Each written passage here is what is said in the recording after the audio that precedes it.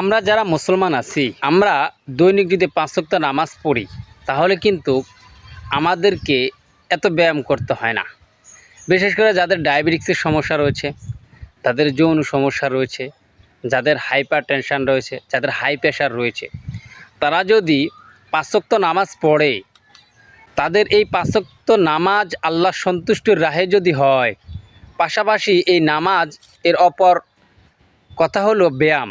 ব্যায়াম হলো আপনার শরীরের, দেখবেন আমরা যখন আল্লাহু আকবর বলি তখন কিন্তু 2 হাত উঁচু করতে হয়। আমরা যখন রুকু করি তখন কিন্তু আমাদের বাঁকা হতে হয়, নিচু হতে হয়। আমরা যখন সোজা হই তখন আমাদের ব্যায়াম হয়। আমরা যখন সেজদা যাই 2 হাত পেতে মাথা পাতি, তখন আমাদের কিন্তু এই ব্রেনের ব্যায়াম হয়। অতএব এটাতে সুস্থতা মিলবে।